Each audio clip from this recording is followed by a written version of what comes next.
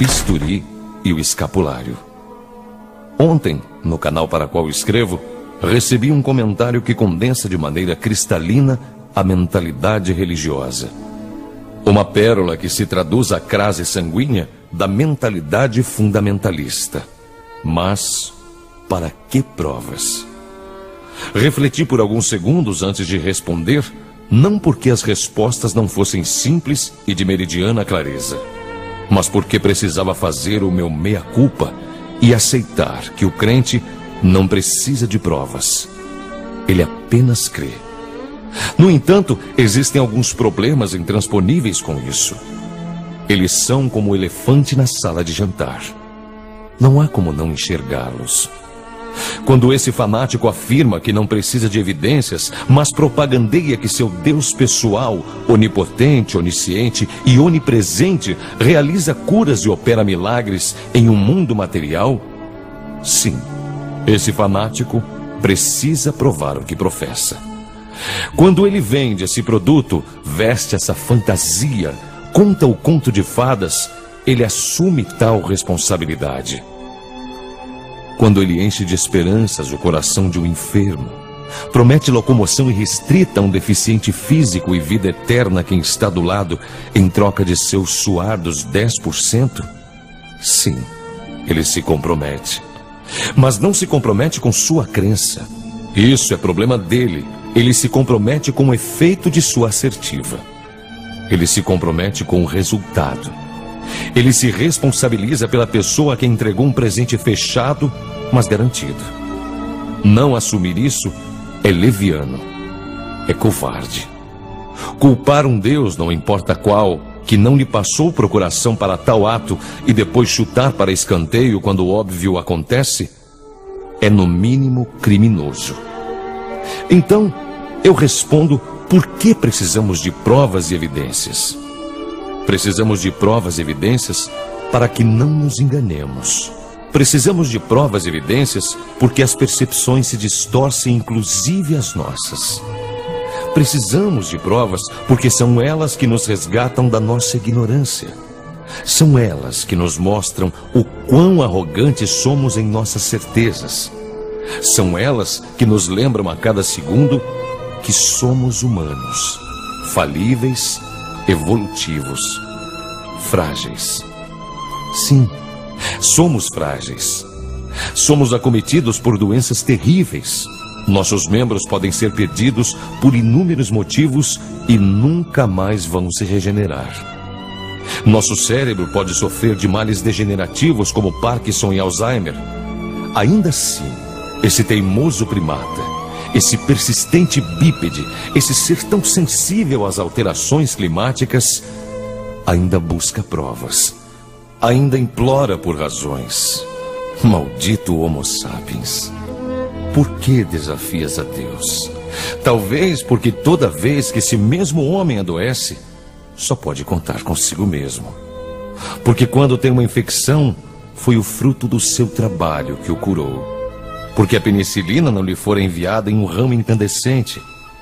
Se hoje cânceres são curados, órgãos são reparados por maravilhas como a laparoscopia, doenças emocionais e mentais são tratadas por serotonina enviada como um míssil teleguiado ao coração do problema, agradeçam aos homens. Sim, isso mesmo. Agradeçam aos homens, seus ingratos. Vocês, religiosos, cospem no prato em que comem todas as vezes em que atribuem tais benesses a um ser que nunca lhes deu sequer bom dia e afirmam que foi ele que curou seus filhos, ao arrepio do crédito que deveriam dar ao ser humano falível que estudou durante anos para compreender o funcionamento e receitar o melhor antibiótico. Esse mesmo antibiótico que, aliás, também foi criado pelos homens. Você, religioso, antes de tudo, tem que compreender que és um traidor da sua própria espécie cada vez que afirma que o gol foi divino e que apenas o chute foi humano. Se não, por que você, religioso, leva sua família ao hospital quando a mesma adoece? Não confias no teu Deus? Por que usa óculos para curar a miopia que lhe acomete? Melhor, Por que o seu pastor, padre ou líder religioso também usa óculos? Onde se meteu o tal do jogue seus óculos fora, pois em nome de Jesus está curado ou a tua fé te salvou? Que hipocrisia é essa? Mas saibam que existe o outro lado. Querem provas ou evidências? Sem problemas. As entregamos. Todos os dias. Todas as vezes que você ingere uma aspirina e se sente melhor, somos capazes de explicar com detalhes por que isso aconteceu. E você, religioso, consegue justificar alguma suposta cura, alguma intervenção divina, alguma intercessão mediúnica? Explique então por que seu Deus não cura os amputados.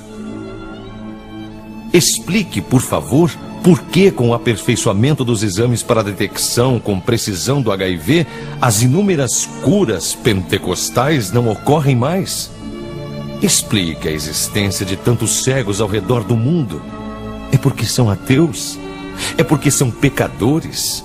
E as crianças cegas? Foi o pecado que as deixou assim? Foi por merecimento? Ora, vocês não têm vergonha?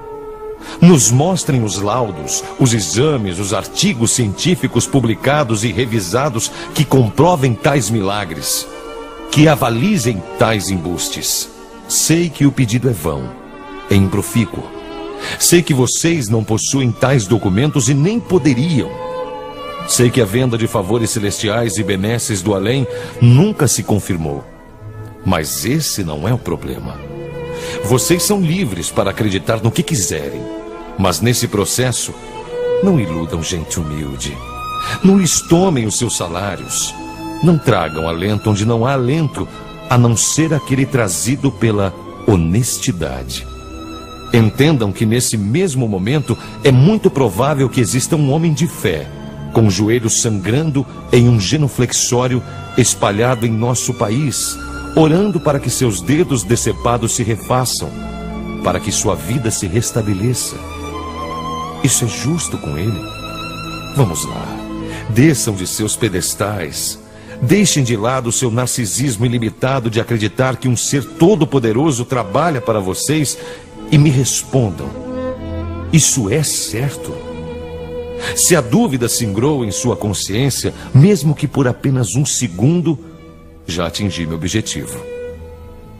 Faça algo de útil e pegue esse segundo de dúvida e o transforme em 1 minuto. E depois o estenda para 1 hora.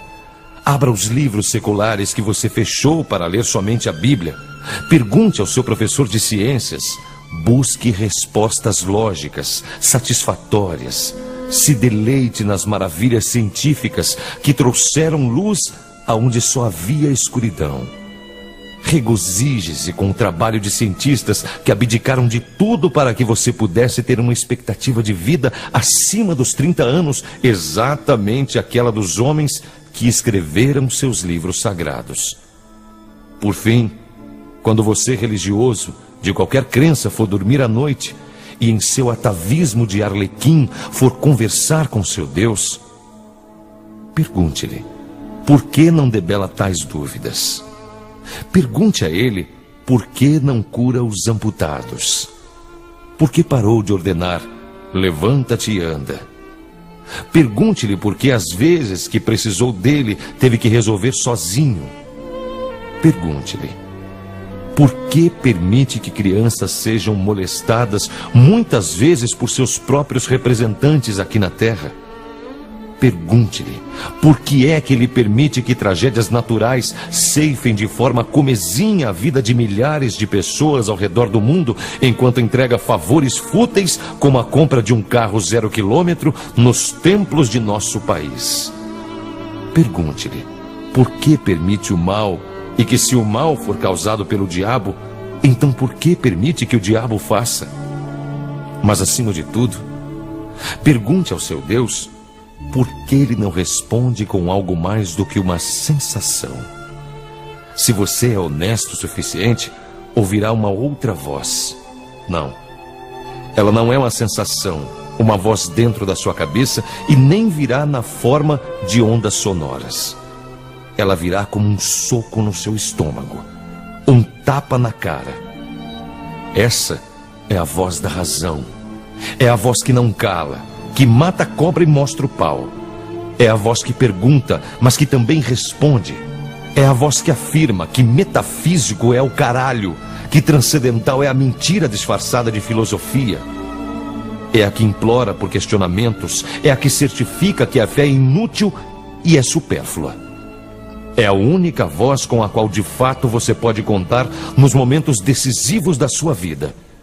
E essa é a sua própria voz.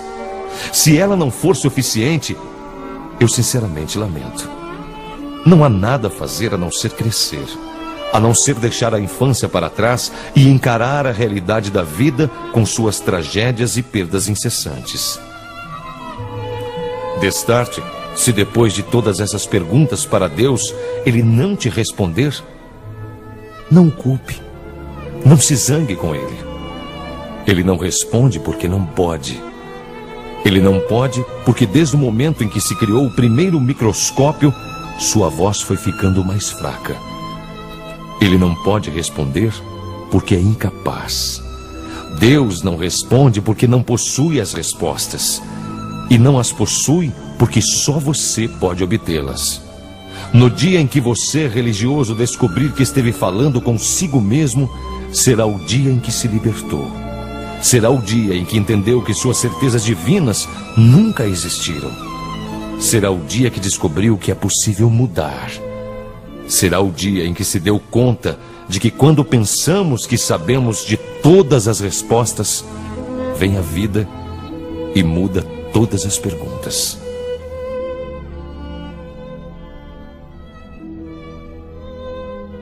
Texto de H.P. Charles.